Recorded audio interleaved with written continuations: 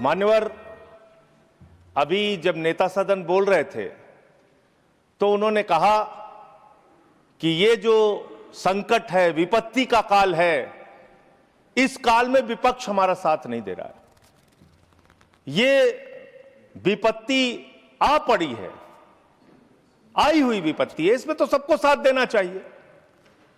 लेकिन मैं आपके माध्यम से सरकार से पूछना चाहता हूं, यह विपत्ति आई हुई कैसे है? मान्यवर, यह विपत्ति लाई हुई विपत्ति है। यह लाई गई समस्या है, यह लाया हुआ संकट है, आया हुआ संकट नहीं मान्यवर। तो यह लाया हुआ संकट कैसे है? देश की जनता को नहीं पता था मान्यवर, आपको भी नहीं पता था, हमको भी नहीं पता था, लेकिन आदरणीय प्रधानमंत्री जी को पता था, देश के विदेश मंत्री को पता था कि जो हार्मोज का समुद्री मार्ग है, वहां से भारत की जरूरत का 60% कच्चा तेल आता है मान्यवर, और 50% भारत के जरूरत की गैस आती है, उसी रास्ते से आती है। यह बात नरेंद्र मोदी जी को, आदरणीय प्रधानमंत्री जी को पता थी। तो मैं आपके माध्यम से पूछना चाहता हूं कि जब वो हार्मोज का समुद्री मार्ग 60% से ज्यादा ईरान के रास्ते में आता है, ईरान के कब्जे में आता है, तो ईरान से तू कौन मैं खामखा जबरदस्ती झगड़ा करने की आपको जरूरत क्या थी? इसलिए आपने जानबूझकर देश को संकट में डाला है। यह संकट आया हुआ संकट नहीं है, यह लाया हुआ संकट है, और इस लाए हुए संकट के सबसे बड़े जो प्रायोजित किया है जिन्होंने संकट, उसका नाम है देश के प्रधानमंत्री आदरणीय नरेंद्र मोदी जी।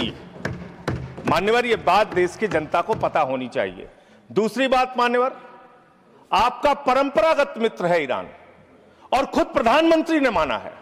प्रधानमंत्री जी जब गए थे ईरान की यात्रा में, उन्होंने कहा भारत और ईरान की दोस्ती इतिहास से भी पुरानी है। यह प्रधानमंत्री के वक्तव्य हैं।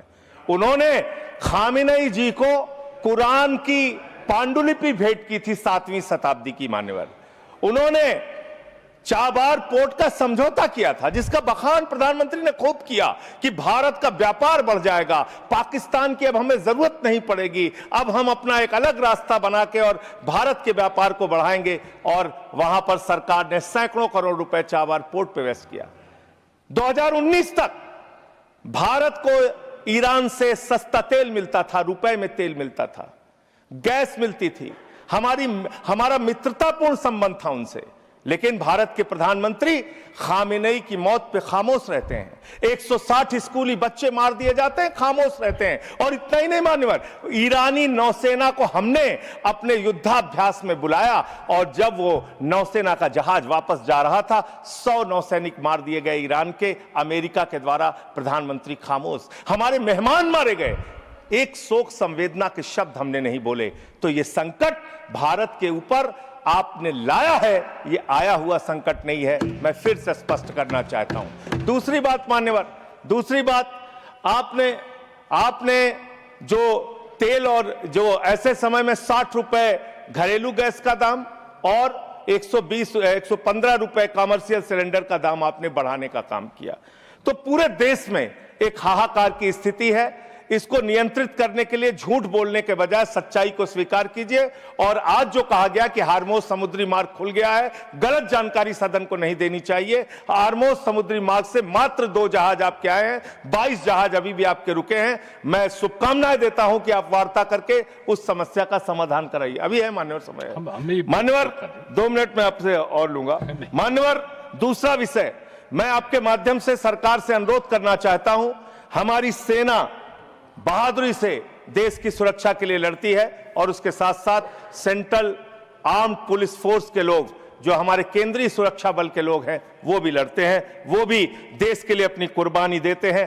पुलवामा में 40 जवानों ने अपनी शहादत दी मान्यवर, पुलवामा में 40 जवानों ने अपनी शहादत दी। और जो उनका काडर सिस्टम है, यूपीएससी के थ्रू उनकी भर्ती होती है। मैं बस 1 मिनट आपसे लूंगा, बस आधा मिनट, वो खत्म करूंगा, 1 मिनट में खत्म करूंगा सर। मान्यवर, जो यूपीएससी के थ्रू उनकी भर्ती होती है, उसके बावजूद उनके प्रमोशन में उनके साथ नाइंसाफी की जाती है। सुप्रीम कोर्ट तक से वो जीत चुके हैं, लेकिन बार बार उनके साथ नाइंसाफी हो रही है। और 1 मिनट में अपनी बात कह के खत्म करूंगा सर। जो प्रमोशन का सिस्टम है उनके साथ, जो अन्याय उनको झेलना पड़ रहा है, वो एक असिस्टेंट, एक डिप्टी कमांडेंट को जो सीआरपीएफ में है 18 साल में, बस खत्म कर रहा हूं सर, विषय नहीं है ना, 1 मिनट में खत्म कर रहा हूं सर, उसी के लिए डिमांड में चाहता हूं, सरकार के सामने एक प्रस्ताव है मेरा।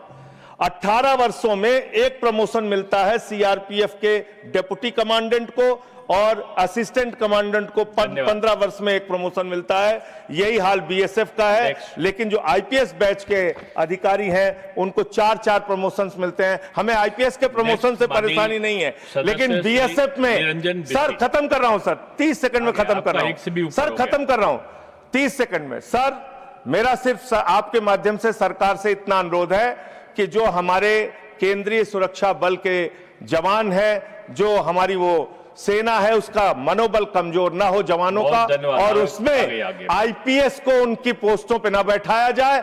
जहां डीजी, डीआईजी, आईजी बनने में उनकी योग्यता है, उनको उस पोस्ट पे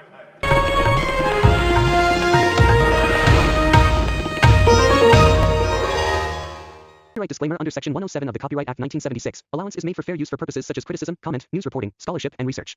Fair use is a use permitted by copyright statute that might otherwise be infringing.